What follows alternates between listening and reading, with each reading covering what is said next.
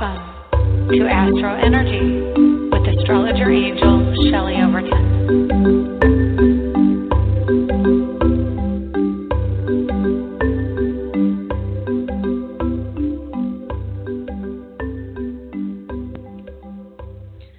Well, hello and good morning, afternoon, or evening to you, wherever and whenever you may be listening. My name is Shelley Overton. I am an astrologer in Orlando, Florida, and you're listening to the AstroEnergy show on Blog Talk Radio. It is August 1st, 2017. Welcome to August. My goodness, it's the month of the number 8, which means money. So it should be interesting to see how money becomes a story in this month. So I'm going to just kind of jump right in because we've got a lot to talk about. We have all the planets, their positions, what's coming up, and Uranus. Let me see. Yeah, Uranus today. Retrogrades actually on Thursday of this week. So we're going to be talking a bit about that energy. So in the sky today, we have Jupiter in square to Pluto. It is very close to an exact square. I don't think it doesn't exact square, I think, until Friday. Yeah, Friday at 2:48 p.m. So it's a pretty big event, in my opinion, and I noticed that these big events always seem to show themselves a little early, which means, as far as I'm concerned, a couple days before that or a day before. That happens at 2:48 p.m. And 11:48 a.m. Pacific on Friday. And, of course, Thursday is the Uranus retrograde, and that means that, well, actually, it also jumps over the date. So Uranus retrogrades at 10:31 p.m. in Pacific time on the 2nd, which is Wednesday, and then it retrogrades at 1:31 a.m. in the Eastern time zone if you're in the Eastern time zone.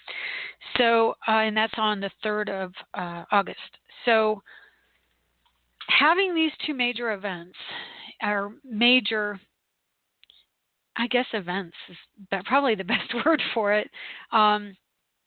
They are going to combine to have a very, very powerful week. And I was looking at it earlier before the show started, and what occurred to me with Jupiter moving into an exact square with Pluto is what's going on with North Korea. So Jupiter in Libra, again, Jupiter energy polarizes, and in square to Pluto in Capricorn, which is an authority figure.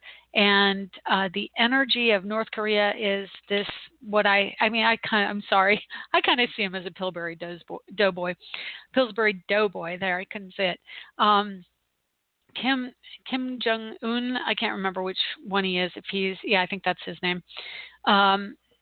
He is just trying to prove that he's a man and that he's strong and powerful, but it's all ego and it's posturing. Of course, he has the means to back it up.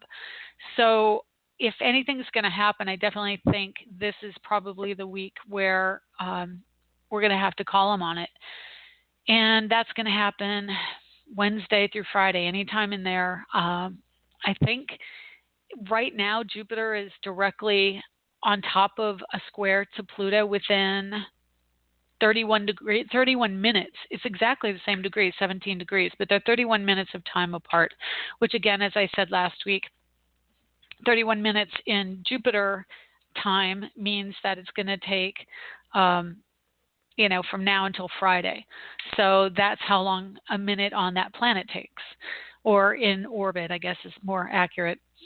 Anyway, Jupiter is, again, travel, foreigners, education. All of these things are probably going to be coming up. I know a lot of people in school this week and in the coming weeks. I know it seems extremely early, but I know my daughter starts next week and my son in a couple weeks after that, before September. And I'm so used to going to school in September from my upbringing. But, the date seems to change every year. Is it going to be late August? Is it going to be early August? Who knows? So we've got people our kids going back to school. So definitely the energy is peaking. And honestly, I would prefer it to peak the week before school, because I remember last year it seemed really intense around the week of school beginning. And what I do as an astrologer is I tend to look at what influences are going on when classes begin, and then I use that as kind of an horary chart. In other words, I infer how that year will be based on what was going on. And last year we had Jupiter in Virgo, we had Mercury in Virgo. There were squares between Venus and Mercury and Mars and Saturn last year. We had, I have August 1st, which is, just a year ago. We had Uranus and the Moon squaring off, and Pluto and Uranus were in a wide square. So, and then Neptune and Saturn were squaring. So it was a really intense year. I mean, I don't know if your kids had a difficult year with school. I mean, I don't remember anything specific other than there was a lot of work, and that's all the Virgo that came in from last year. A lot of that work energy, because that Virgo rules work. And there may have been health issues as well. My kids didn't really have any health issues. I think they got sick maybe once last year. But anyway, so this year we have Jupiter squaring off with Pluto, but of course, like I said, it's going to be a transit that happens this week. So Jupiter will clear Pluto next week. We will have, let's see, in the next couple of weeks, we're going to have the, I'm just looking it over here. So the moon may be closer to Uranus when school starts, depending on when your classes start for your children. And so it's going to be probably a year of more outspokenness and children acting up and potentially not paying attention to what the teacher says, or Uranus actually rules intellectual superiority. And so that can be condescension. Gee, I don't know if you heard that. That was my computer talking back to me. It's kind of an intellectual superiority is kind of how it comes across. So, ego around, I know more than you. And part of that is because Uranus is a very strong, intensified vibration of Mercury energy.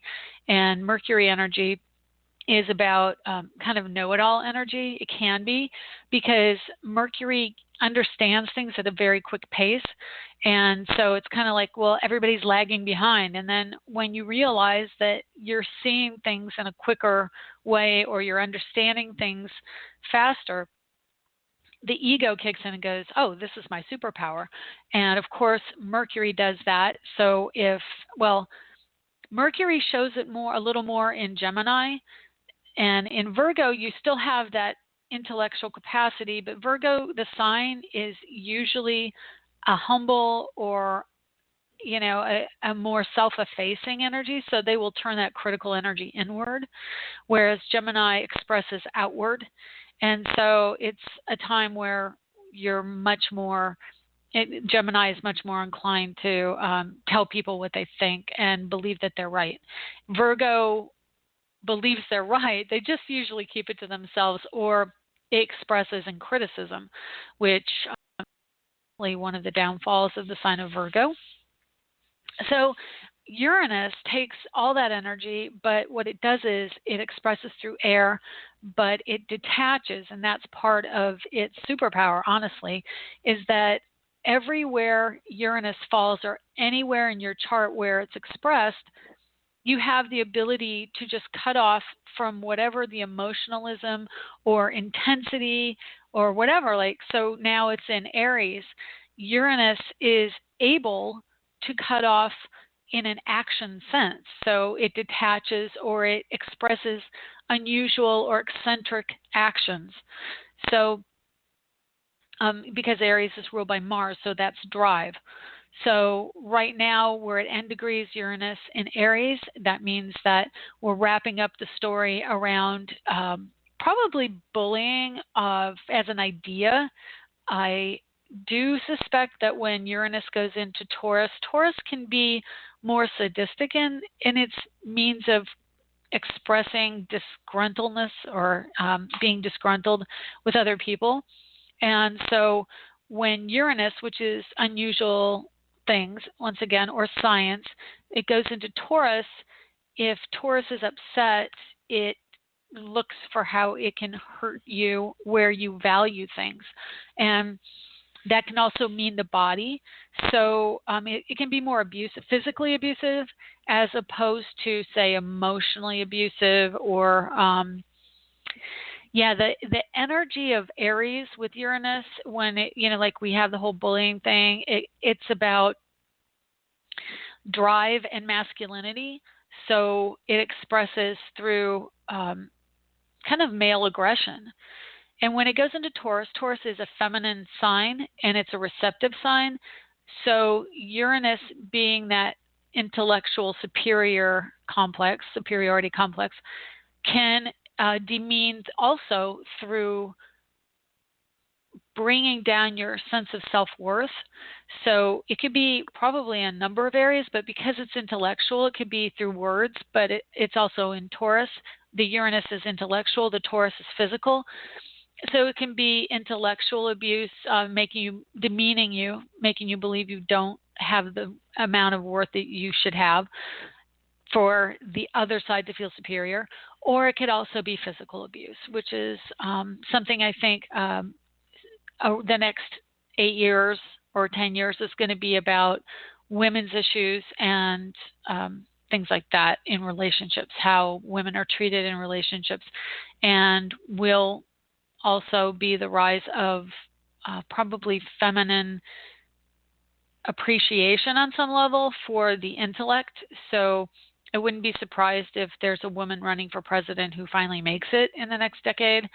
Uranus is the planet of the people and union, so it's really kind of an energy of dichotomy, which means you have the two different sides where it's not only oh gosh, I totally bleeped out on what I was going to say.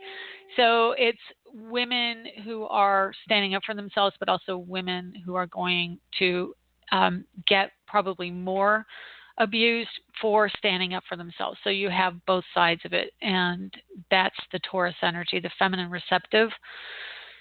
But Uranus is also, it's unusual, but it's scientific, it's electrical, it's storms in an earth sign, it's about the earth, obviously, and so it's colder earth because earth signs tend to be more withdrawn or chilly, so there's probably going to be more storms that are cold, like blizzards and things like that. So anyway, Uranus retrograding. So Uranus hit 28 degrees of Aries. This is the last retrograde before it goes into the sign of Taurus. And that means that this is the last time to reevaluate, and that's what Uranus does. It's curious, it's information seeking, and it wants to understand. So in Aries, it's assertive and aggressive, and it's masculine. So we are finding a way to understand the male intellect on some level, and that's been a building storyline as Uranus goes through Aries.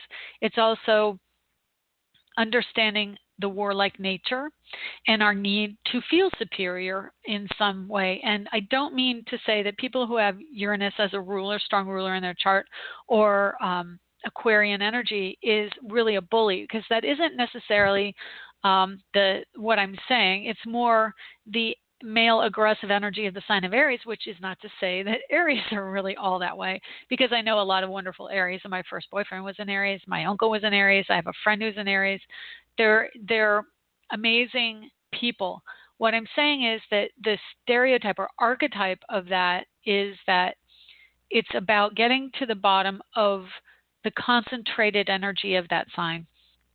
And Uranus is at the end degrees, any planet at the end degrees is like a concentration. I always liken it to the green flash before the sun goes down. Like in Hawaii, I guess there's a green flash before the sun goes down below the horizon. So it's kind of like that concentrated energy. So as Uranus retrogrades, it means that we're going back over the things that we have been learning through the course of Uranus going through Aries. And that's about the male drive. and it's about war. It's about intellectualism, science, and the challenging of science for, I want to say, so how do I express this? Fire signs act in the physical world, that they act through the body. It is a drive expressed through the body and through energy. Uranus, being an energy planet in Aries, a drive of expression of assertive energy, is retrograding, pulling back the energy to look at that particular area. So emergency management, the police issues that have come up over the last few years are definitely under this rulership. So we're going to be renovating all those areas and working towards getting a better understanding of wisdom and knowledge around how to express male energy in a better way, in a more cognizant way.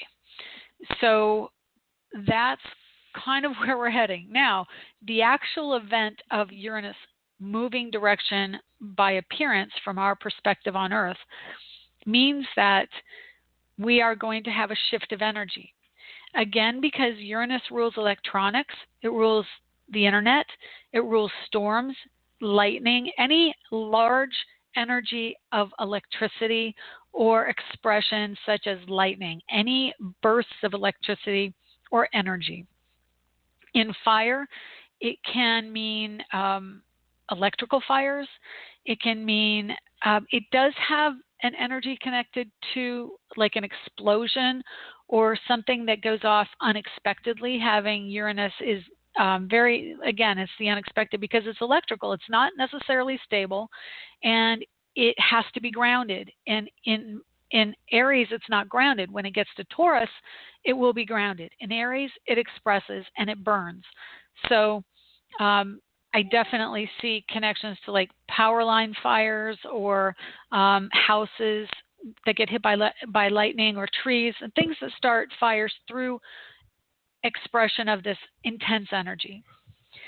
So, like I said, we're having the Jupiter square Pluto the next day. And Jupiter is at 17 Libra, which is still opposite by sign, but not by degree of Uranus.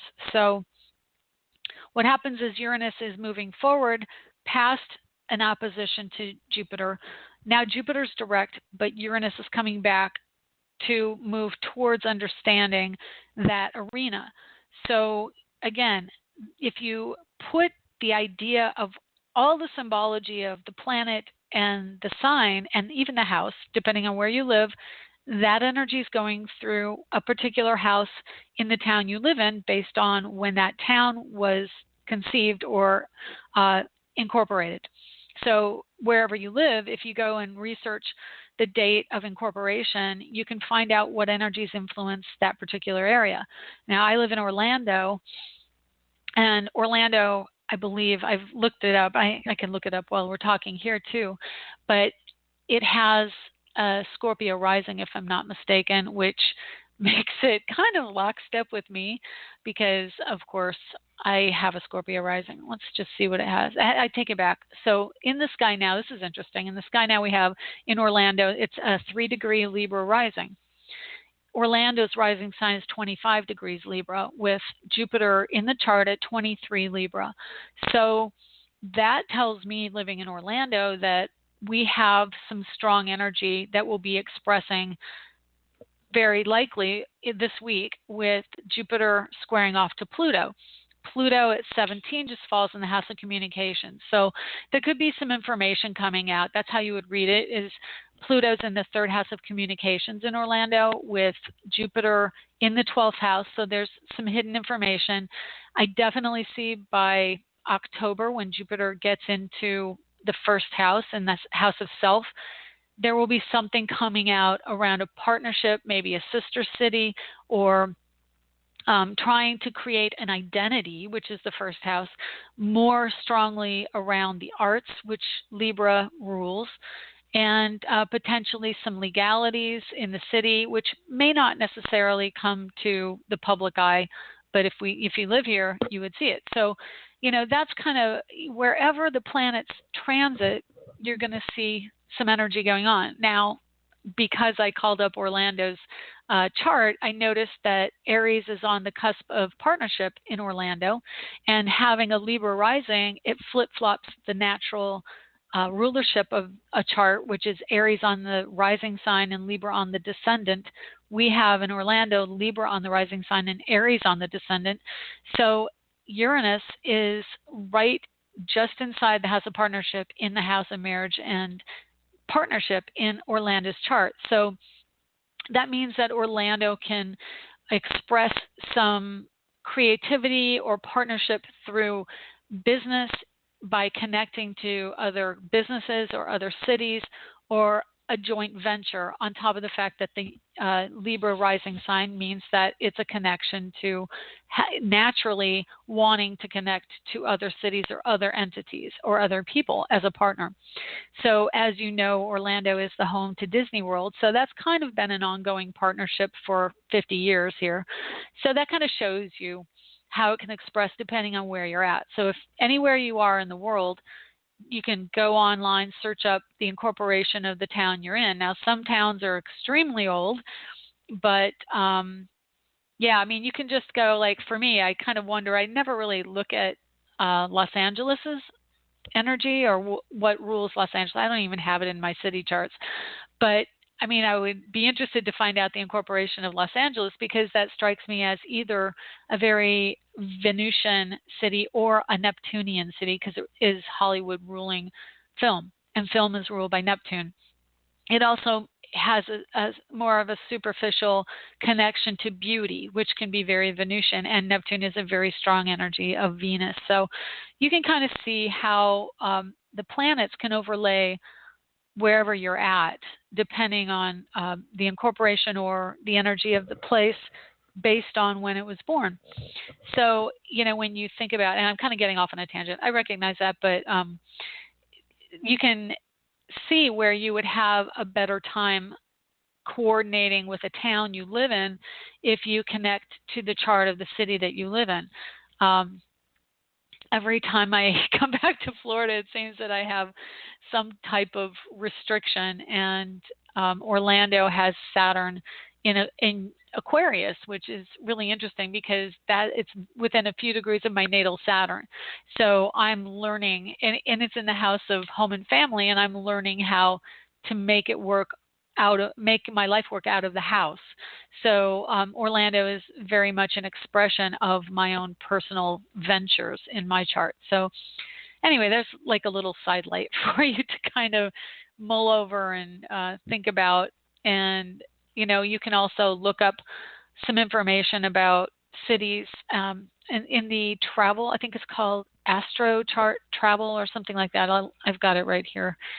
I was looking it up myself just before we went on air, but astro.com has, under free horoscopes, you go to Astro Click Travel, which is the center column at the bottom, and you can sign in and put in your chart, and it'll show you the lines of where the planets projected onto the globe when you were born.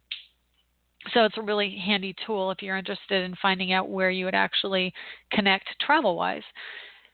So, and I guess I just want to connect you or have you understand how astrology even influences, say, my show today, because I've got Jupiter in the chart currently right now. Jupiter's in the first house, and I'm talking about travel and travel means of astrology. So that gives you a little taste of how there's a connection even to what I talk about. Okay, so the moon is at 1 degree Sagittarius right now, so that means it just went into Sagittarius, and that happened at 8:01 a.m. Eastern and 5:01 a.m. Pacific. The moon squares Mercury today at 10 p.m., so that's a Virgo Sagittarius energy, and I would definitely say that there's a connection to something involving a school, which also reminds me I have to call my daughter's school. So you can see that there's a communication going on with school. You may have to find out more information. You may have to sign your kid up. You may be meeting teachers. Who knows? There's lots of energy going on, but that's really strong today. You've also got Saturn at 21 Sagittarius today, and this chart doesn't show it connecting to anything, which really kind of annoys me. I don't know why. I set it up to do a specific range of orb, which means that within 8 degrees of an aspect, it'll show me that aspect, but this one isn't doing it for some reason. So there's a trine also within the signs, fire signs of Aries with Uranus at 28 and Saturn at 21 Sagittarius. So they're within 7 degrees of a trine. So that's still happening, although it isn't showing on my little image here on my computer, unfortunately. But we also have the North Node at 24 Leo. So we have this fire trine going on, and it's around changing and shifting energies, how you express things, how you express your creativity, and really owning and going back, because Uranus goes retrograde, because Saturn is already retrograde. The energy is around shifting and changing the structure of how we think about things, so our dogma, what it is that we believe and how we express it physically, exert out into the world. So we're having to go back and renovate and redo all the retrograde words that still work with Mercury. Mercury, we are coming into a Mercury retrograde, and that happens later on in the month, but that's actually next week's show. So we'll be talking about it next week more. But I just wanted to, I'm looking up here for you the shadow period. So Mercury, I'm just going to touch on it briefly. Mercury retrogrades on the 13th of August at 11 degrees and goes all the way back to 28 degrees of Leo at 28:35. So that means that right between the 24th and 25th of July, Mercury was in its shadow. So we've been in the shadow now for about a week, and I can tell you, as a Mercury-ruled person, I've had a printer jam up, another printer that I had and I had not used, I was going to use, and I can't find ink cartridge to use it. It dried up, so I have 2 printers that don't work. My computer is having issues with the browser, which keeps freezing up on me. And what else? I've dropped my phone about 1,000 times, which is about 250 more than I normally do. So just be careful about your electronics, back things up, and know that Uranus retrograde can definitely affect power grids and internet connection and connectivity. And also it has to do with hacking. It can be hacking on foreign soil. I know that's kind of big in the news lately, so there's potential for that as well. Oh my gosh, it's 11:30 already. I can talk, I swear. Mercury in Virgo, literally 2 degrees off of my natal Mercury, so that's what that's all about. Anyway, let's get through the chart here. Okay, so we have Saturn at Sagittarius, and I apologize if I get a little tangential and I don't actually flesh out some of the ideas I'll touch on. I guess I go a little bit from thought to thought sometimes. Other times I can delve really deep, and if you want to know more about something I've talked about today, please email me at shelley@astrologerangel.com. My name is Shelley. And if you send me a notice of what it is you want to find out more about, I can talk in deeper lengths at another time. But I apologize if I didn't go further into what you want to hear. Okay, Pluto is sextiling Neptune today, so it is major changes that can be, Neptune's retrograde, so definitely having the energy of being more aware and taking off some of the rose-colored glasses about how we look at things. And then Pluto in Capricorn is also retrograde, and so it's more about letting go of some of the dogma, trying to be a little bit more nurturing of self and being more compassionate in structural situations where there may be more of a hierarchy. It's more about the family energy coming in for that with the opposition. So it flips backwards, which makes it go back into more of an opposite energy. So the opposite of Pluto or Capricorn is Cancer. So that can mean more looking to the home and looking to the emotional side of things. Today with the moon at 1 degree Sagittarius, It's not quite as warm and fuzzy when it comes to the home and family. It isn't. Moon isn't trying to Mars and Sun coming up over the course of today and into tomorrow. So probably more this evening we'll feel a real strong trine between Sun Mars. And yes, they just conjuncted. Now the Sun's moving a little bit apart and Mars is now behind the Sun, so it is no longer running out ahead of it, which means it follows what the Sun wants to do. Sun is ego. I believe it's on Trump's rising sign right now. I don't know the exact degree of his rising sign. Oh, let me look. I've got his chart pretty handy, so I'll just look real quick. He has a 29-degree Leo rising, which means that, and Pluto at 10 degrees in his chart, Leo. So he's got the Sun almost right on Pluto, which means there's going to be a major shift in what's going on behind the scenes with him. And it's an idea change. Obviously, everything going on out in the public eye is already shifted, but there is also like a deep subconscious shift going on, and Mars is going to back it up when Mars gets to 10 degrees. The Sun is only 1 degree away, so tomorrow there will be a conjunction to his Pluto, and that's also a generational aspect. People who are close to his age have that Pluto in Leo, and they have a similarity of thought and a similarity of drive. Since it's a Leo energy, it means that there's more inclination towards being the authority figure. That's what Leo's good at, is leadership. And then Mars going on Pluto means there is a psychology of war, because Pluto is also psychology. Sun in Leo wanting the attention, and this can also be true for North Korea with their dictator. But Mars coming up on Sun are ultimately going over where the Sun was, because now the Sun is ahead of Mars. So he's running up behind, taking care of it. So he can pretty much be seen as John Kelly. So Trump is the Sun in Leo. John Kelly is Mars in Leo. He's running behind, trying to take care of the pragmatic action tasks that Trump is talking about. So, there's a lot of strong energy really affecting Trump's chart right now, and Mercury just went into the first house or went into Virgo in his first house. So he may be a little bit more minded and grounded in what he comes up with for the period of the next month and a half, although with Mercury retrograde and then going literally to 28 degrees, which means it gets 1 degree in his 12th house and then comes right back into his first.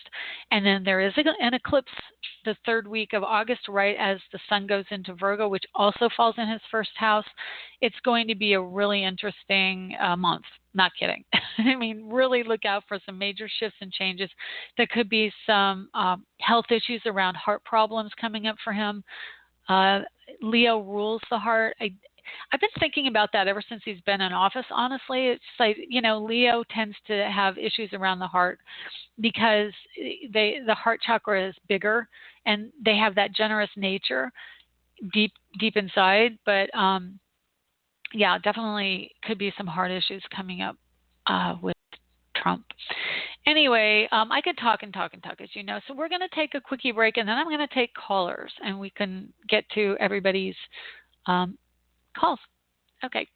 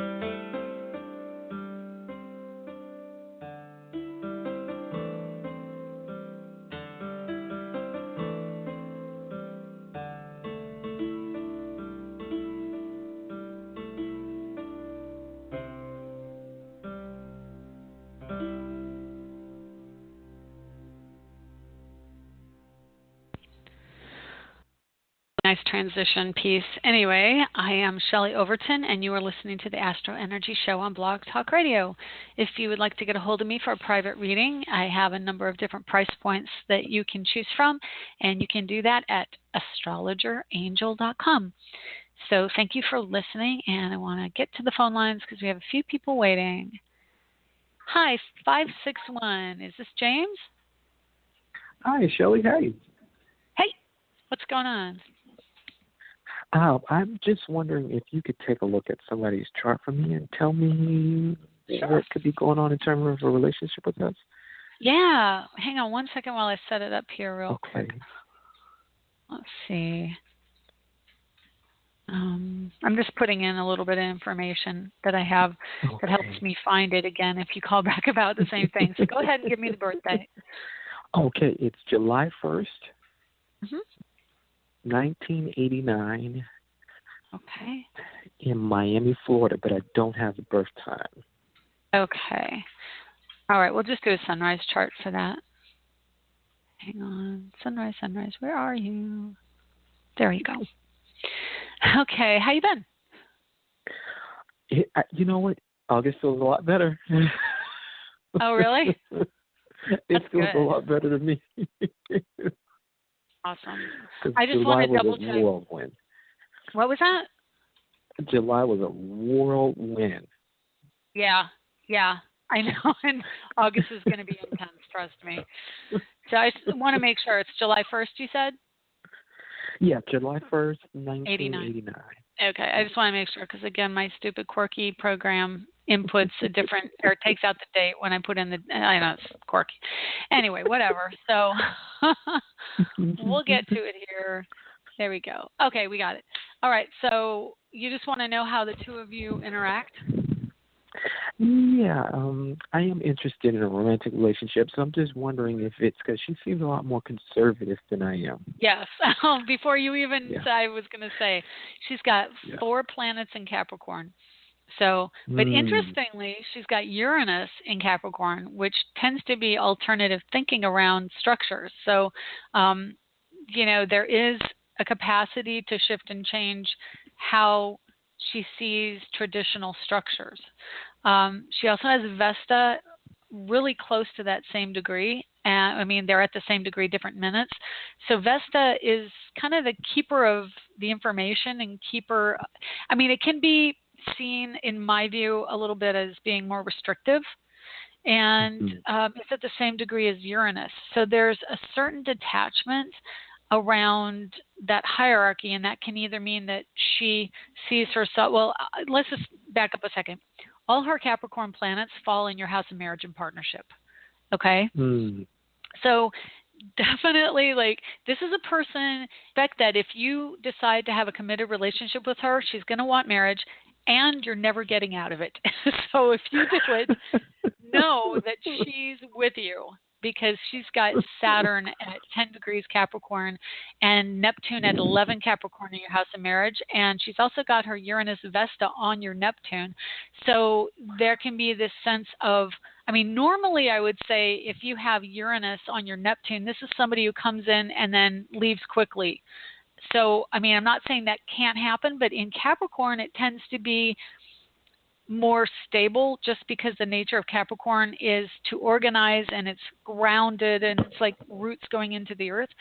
So Uranus and Capricorn, while it is unusual thinking around how business can be structured, how hierarchies can be structured, it's much more humanitarian in how hierarchies are.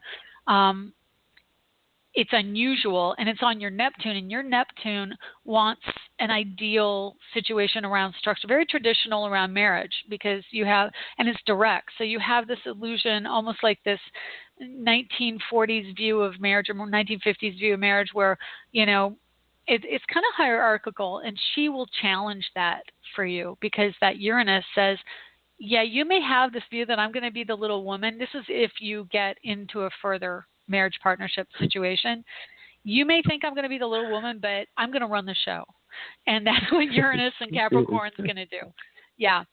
She has Saturn within 7 degrees of your Neptune, which means she's kind of going to run it. If you're married, she's the go-to person. And in your chart, there's a certain amount that you want of that in your marriage and partnership. So in this day and age, definitely we very readily leave relationships if we're not fully enchanted with it. Her chart in yours definitely shows her very, very stable, but also brings an independent thinking aspect to it, and it'll be unusual in some capacity. But that being said, she also has an opposition of all that Capricorn to her sun, which falls in your first house. And there's also 3 planets that fall on your rising sign, which is Gemini. She has Jupiter 1 degree off of your rising sign in your first house. So she expands your sense of self. And she's showing you how to be aware of your own need to be who you are. And it can mean Jupiter can polarize. So what it does is it gives you a very strong dualistic nature to this relationship. And it can be 1 minute it's this way, and I would say 1 minute it'll be Cancerian and Capricornian. So it'll be very strong and stable and satisfied and nurturing. And another minute it can be travel and independence and autonomy and don't fence me in. And I'm getting chills when I tell you this, so it's probably really accurate. I don't know how deep you've gotten into a relationship. How deep are you in it? We were interested, and then we were coworkers first. And so now we're just kind of friends. We communicate, and every time I turn around, I'm always dreaming of her, thinking of her, and then she just pops up, kind of. Oh, interesting. Yeah. Well, let me look at what's going on in her chart too, with what's going on in the sky right now, and that'll give me another view. And you also have Venus right now. Venus just went into Cancer in the first house, which gets really close to her sun. So her birthday's coming up, right? Or it just came up. Let me see. Where is it? Yeah, July 1st. Yeah. Yeah, July 1st. So, so she's got.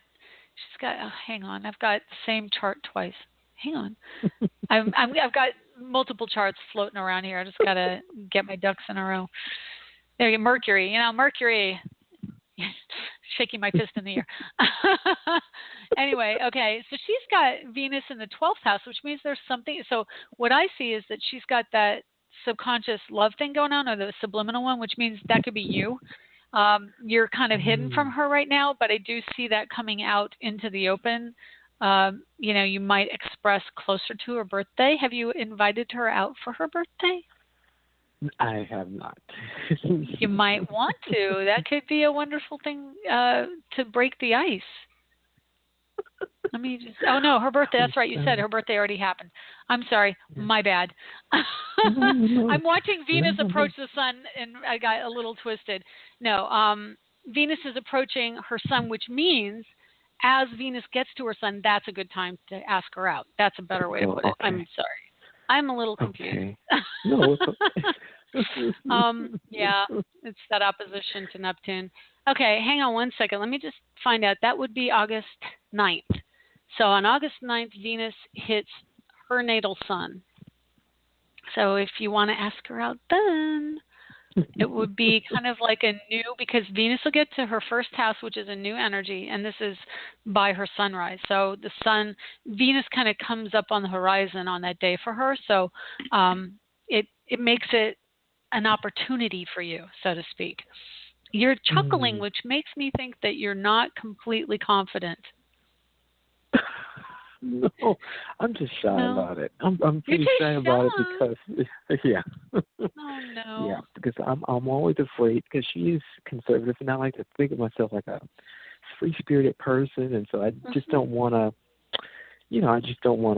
challenge her in that way, so to speak. Okay, so I this never is what think I that have she to would say. be This interested in someone like me. Drives me nuts. People have a misguided view of their own responsibility for other people. Okay? So that means that I don't want to drive her nuts. Well, you're taking away her autonomy. You're taking away her option to choose for herself. So if you offer it up, it's up to her to decide whether or not she wants it, correct? And right, that's if true. she doesn't want it, she can just say, no, thank you. And then she's autonomous, which I can tell you she wants to be autonomous. That's Uranus, and Uranus is very strong in her chart. So your Neptune is right on her Uranus. I mean, you definitely speak to her intellectual analysis of things and the way she processes information. She definitely, and I got chills with this. I mean, your Neptune is in her house of work. So there's definitely a love connection going on. You said you work together. For her, definitely that's there, that option. I'm looking at where other planets fall, so I've got chills all over for this. Yeah, with her sun calling the sunrise chart, so that puts it right on the horizon. It puts Saturn in her house of marriage and partnership, and your Neptune right there. I think you coming in could definitely be something that she's looking for. You know what I mean? Mm-hmm. The only difficulties I see that glare at me would be your Aries energy squares her sun and squares her Saturn. But there's also Pluto over there right now in her house of marriage and partnership. So there's some strong energy for her going on around how she sees the kind of partner she wants. And I can tell you, as Pluto gets closer to Aquarius, she does want freedom. Your Jupiter in Aquarius falls in her house of commitment. So Aquarius is not it isn't necessarily a committing sign, but what it is it has to have things continually change and be new and fresh. And Jupiter wants to keep it fresh, and that's your energy falling in her house of commitment. That actually also speaks to the Gemini energy that she has. She has Moon, Venus, Jupiter in Gemini. So there's a lot of, I mean, you have a connection with your Jupiter to all of her Gemini energy. You have a Mars in Taurus at 11, which is exactly in trine to her Neptune in the house of marriage and partnership. So, and interestingly, it falls in her house of like friendship. And your Jupiter Aquarius rules like friendship, and it's the Aquarian energy is what I'm saying. Your Mars is in her Aquarius house, and her Aquarius connections in the house of commitment. So there's a strong excitement and something new and intellectually stimulating that's going on between you two. So you have a strong connection around that. You have, I'm trying to see, so your only air energy, it seems, yeah, your only air energy is your Jupiter. And she's got 3 planets in air with Mercury, Sun, or Mercury, Moon, and Jupiter. So she's got a lot of fire, earth, air, and water. She's got all of it. She's got Pluto in Scorpio, so that's pretty intense. You've got Pluto in Scorpio as well. And there's like a past life connection too. Your south node is about 6 away from her Pluto. So there's a real strong past life connection around friendship and creativity, like even parent-child, I want to say.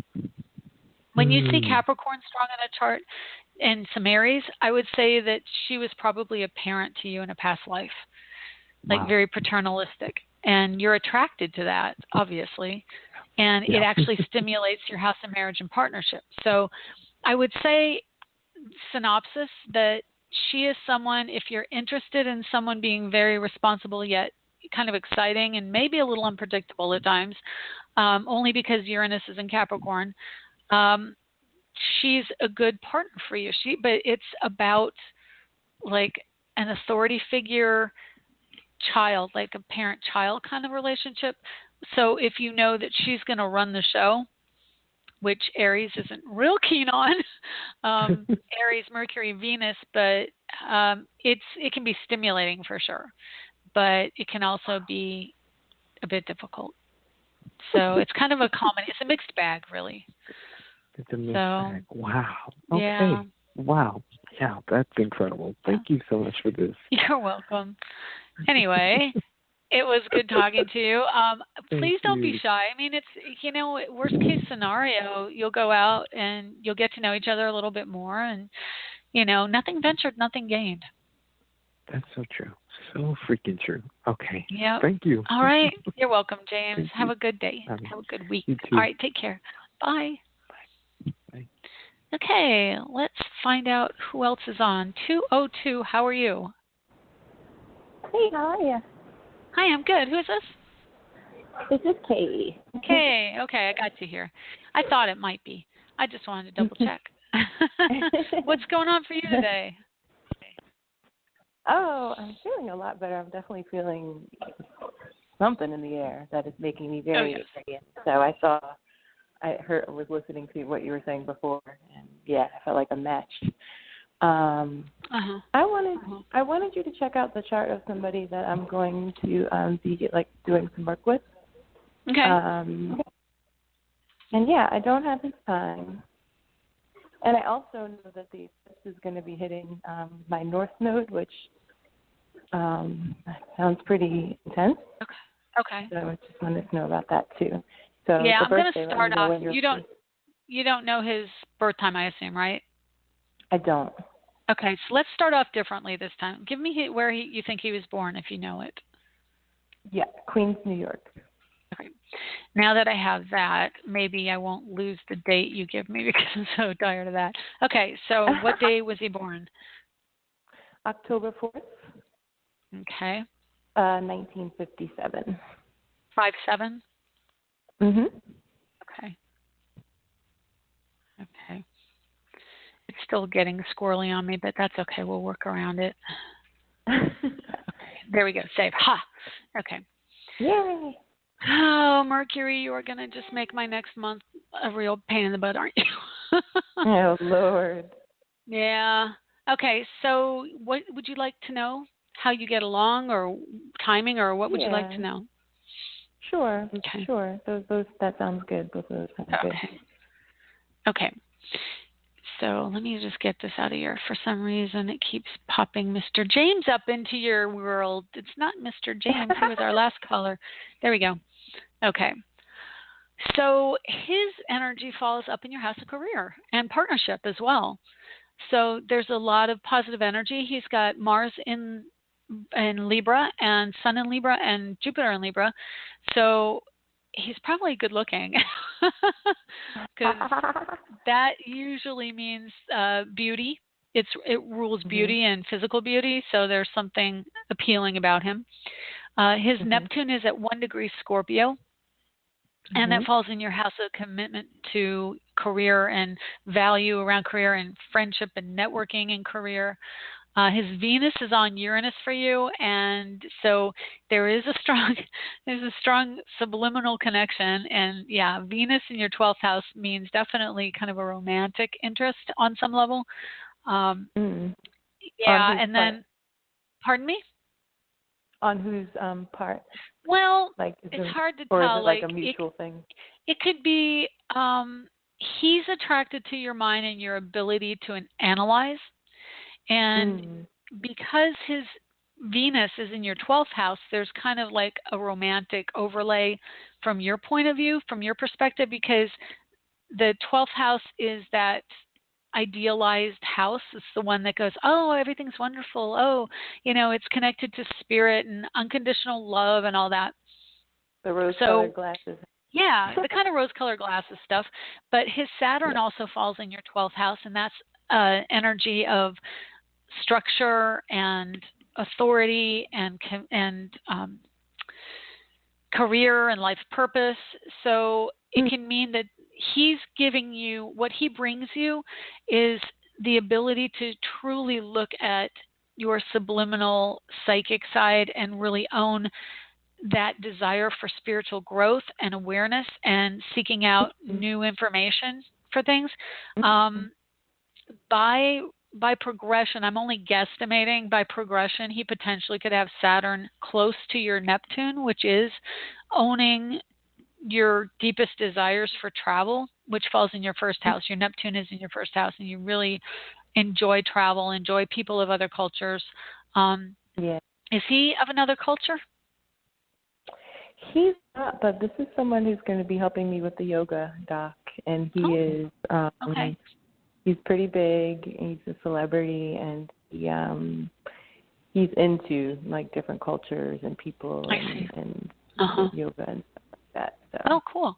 Yeah, so that's all his. Type, not, that's his Saturn and Sag, and then let me just see, because I only have a sunrise chart, so I'm just trying to see where his planets fall in his own chart. with the sunrise. So, yeah, he's got Uranus and Leo up in the house of career in his chart by a sunrise chart, which means seeking out unusual situations around attention and the spotlight, etc. Yeah. He's also got Pluto at one. What was that? I said, yeah, he's super radical in his career. Is he? And then you've got your Mars, Jupiter, and Virgo in his house of like soul groups, the Aquarian house.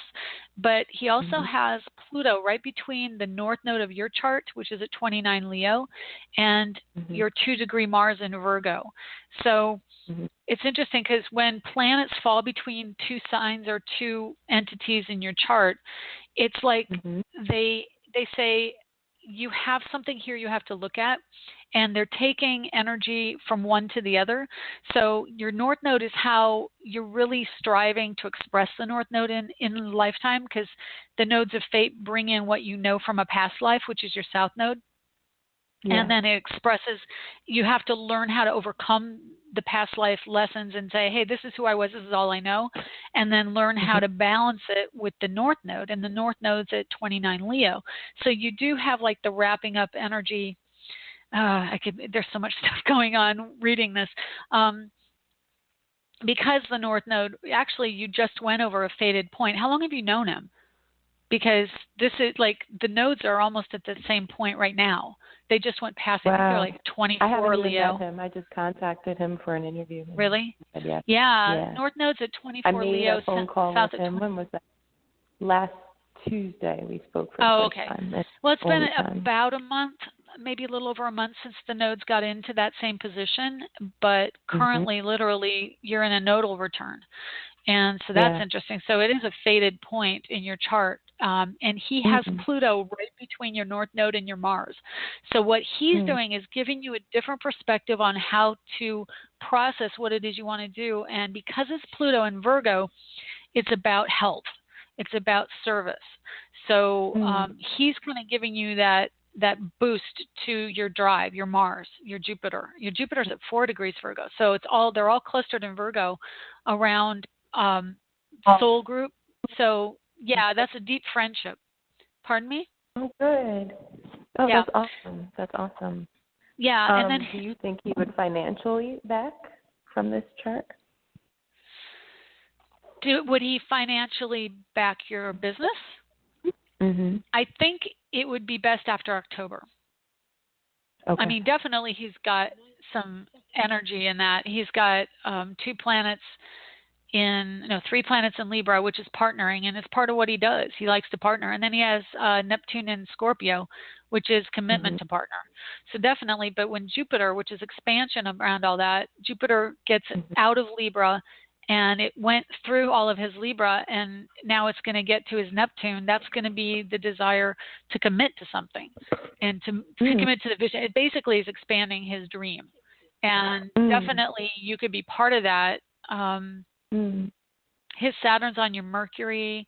There's a deep connection to the health aspect of everything going on. So yeah, you guys have a lot of connection. Your Venus-Uranus connection's really strong as well. So there could be like a glimmer of something, but it may not work out romantically, but that energy that vibe might be there, but it's not necessarily going to be that. But it could be partnership for sure. Yeah. Okay, good. There could be a flash of a connection, but it's not lasting. So, okay, wonderful. Well, I'm going to take one last quick call before I end the show, and thanks for the call. Thank you so much. You're welcome. My pleasure. Oh, you're sweet. Thanks, Kay.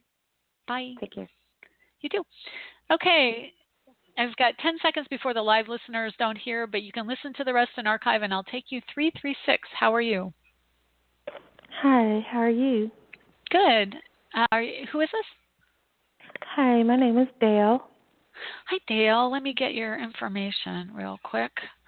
Okay. And let's see. I'll just put in your area code so I can find you again. First, I'm going to have you tell me where you were born. I'm going to do this opposite. Where were you born? I was born in Norwalk, Connecticut. Okay. And what date and time?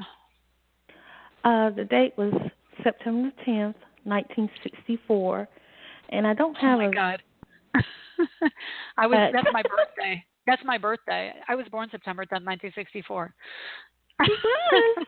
Yeah. Oh, That's my wow. actual birthday. How amazing. Wow. So we're the same Yeah. age. Exactly, to the day.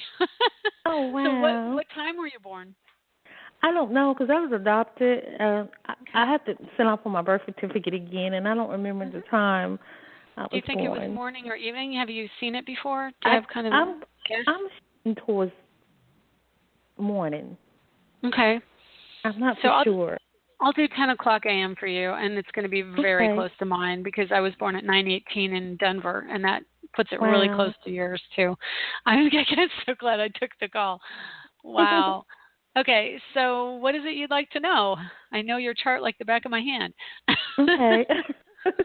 Well, my question is about some financial issues and relationships. So, just want to know what do you see in Okay. that with the, yeah. Okay, well, definitely Saturn going direct is going to help. That happens the 26th of August.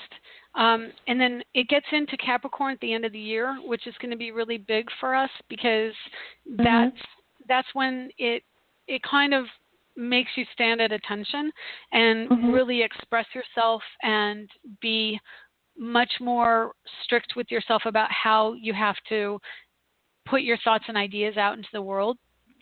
Since we don't really know the time you were born, I gave you a 10 a.m. rising sign. It's 28 degrees Libra for you, and that means that Saturn's in your house of money right now, so it's restrictive, and it's kind of restrictive for the next few weeks because it's going retrograde, and when it goes direct, it's the last time it'll be direct in the sign of Sagittarius for another 28 years, or maybe 26 years, because it'll go into Sagittarius about 26 years from now. So retrograde means that you're going back over the last details of learning how your financial patterns work. So if you've been like, has money, I just have to ask you, has money been all or nothing for you? Does it seem like that in your life? Yes, yeah, but it's getting like it better. comes and goes? Yeah, Oh, that's good. It's getting better, though. Yeah. Okay. Okay, so Saturn, you have Saturn at 0 degrees Pisces. And right now, I can tell you it's retrograde at about 28 degrees Aquarius. And for us, it just went by progression in November, or last year. It went direct by progression, and it's been retrograde our whole lives, which means that for 52 years after the day we were born, Saturn retrograded. And on the 52nd year, by progression, one day equals 1 year after or 1 day after your birth equals 1 year of your life. So you count 52 days after the day you were born, and Saturn goes direct that year, that day. So that means that finally you are able to really move forward with what it is you were here to do. The part of your life purpose is also the retrograde. So for the first 50 years of your life, a huge part of it was trying to understand or go back over some of the ideas that you had, the unusual ideas. It's probably been a time of realizing that you may not necessarily get along with everybody in your life, or in your career, or like it's an unusual career or a tech career. Tell me what you do for a living. I work with children and adults with mental and physical disabilities. Oh, wow, that's so altruistic. So Virgo with Uranus and Virgo. That's really awesome. So part of that, interesting. It's interesting how you express the same energy that I have. So Saturn in Aquarius, which is where it was not long after we were born, Saturn went into Aquarius. It is that which is unusual, or that which is on the fringes, or, because Aquarius rules, it's an air energy, and all the air signs have a certain connection to sociology. That's part of what your chart is expressing. So I want to say you were born a little before 10 a.m. because Saturn in this chart falls in your house of home and family. But I think if you work with children, chances are Saturn is in your 5th house, and it's literally only 2 degrees off. So I'm going to give you a very similar time to mine. I'm going to just do like 9:30 for you, because I think that that's probably more accurate for you. Yeah, it puts your Saturn in children. And so it is about the connectedness on a life level to the kids. Like there's an expression of, I think part of it is being adopted and working through some of the issues around that process in your life, and having Moon conjunct Neptune at the time you were born is this idealization of the mother figure in your life, whether it was your birth mother or your adoptive mother. Strong issues around mom for you. And I find it really interesting that you were split from your mom at birth or close to it. And I have kind of issues around my mother as well. And part of that is the Venus-Mars connection in our charts. So Venus is in Leo, but Mars in Cancer, which rules mom, Mars is in Cancer, which rules mom, and Venus is in Leo, and it straddles the cusp between those two signs, which the Saturn in our charts, and I only say ours because I go through the same kind of issues. Saturn for the chart is Saturn at 0 degrees Pisces goes back into Aquarius. So it's like you're straddling cusps, and then you have Moon Neptune conjunction, which means there's an idealization of mom that she can never live up to. And for you probably, I don't know if you've met your mom again over all this time, but there's always, you have? Yes, I have. I met your her. birth mother? How is she? For the first time. Yes. Oh my gosh. Yes. It's awesome. Do you get along? Is she somebody? Yes, I do. I respect her. I mean, I don't see her often. She lives in the state of Georgia, and she's very sickly. She has a lot of health issues, but I do respect. I'm sorry to hear that. I do acknowledge her as my mother, but my adopted mother is deceased, and I'm very her, and I also have visitations through my adopted mother, and she's very close to me in the spirit. Spirit. It's very awesome. I can't explain it, but it's I know it's her that she's with me. So I have a great relationship with her now. We didn't have one when she was here because there was a lot of issues. But now, Well, spirit in that. I'm sorry. What was that? Your spirits are connected? Yeah, our spirits are connected. Very strong. Yeah. That's sweet. Well, Jupiter going into the 1st house is going to be good for you. Definitely partnership coming in for that. The commitment is to yourself. This coming year, it's about committing to yourself and knowing that your dreams happen because you're committed to yourself. And me talking to you is like me talking to me because it's true. We're going to have Jupiter on the Moon Neptune conjunction. That's huge. That's expansion around mother issues and your dreams coming true, around getting nurtured, around the value you have. And that's really the key to all of it, is being valued within yourself and nurturing yourself and growing as you nurture yourself, and stop projecting all that nurturing onto someone else, but really give it to yourself. That's huge. So, and then you've got Neptune in the 5th house, really close to Chiron. And Neptune on Chiron, I've noticed, I've got so many chills talking to you. Neptune up on Chiron is about kind of idealizing or healing, because Neptune is a planet of universal love. Chiron is the asteroid of the deepest wounding we've had in our life. And so what Neptune is trying to do is give you love honestly to heal the wound. Okay? It's retrograde right now, so there's some issues going back. The issues are around the children. Probably the children you work with are a tremendous projection of what you need to learn.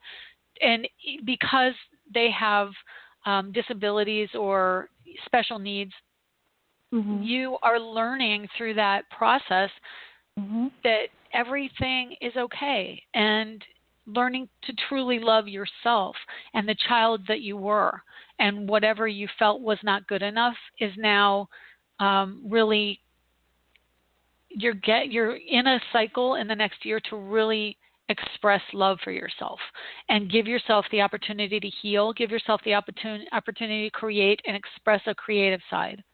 Okay? Yes. So I could go on, but I'm already 10 minutes past and I have to go. But please do feel free to call anytime. I might have the correct time by then. Once I get my but that'd be so wonderful. Awesome to connect with you today. It was a blessing. Yeah, it was definitely brought about for a reason. So thank you for the call. And take care of yourself. Please do call back. All right, take care, Dale. Bye. Thank you. You're welcome. Everyone else, thank you so much for listening. I just love when things like that happen. And I will see you next week to talk about Mercury retrograde and Virgo. Yikes. All right, take care. Bye.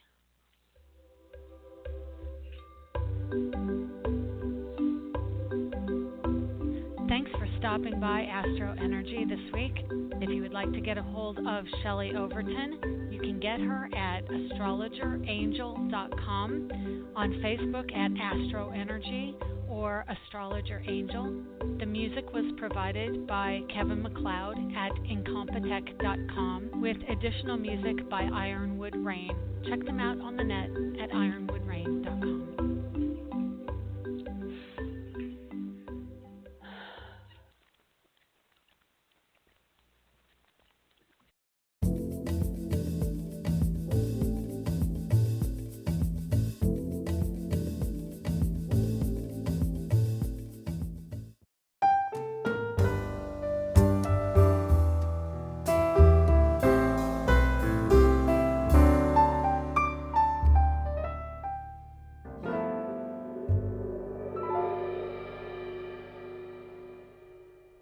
To subscribe, please click the picture of Shelley on the right or the red button below.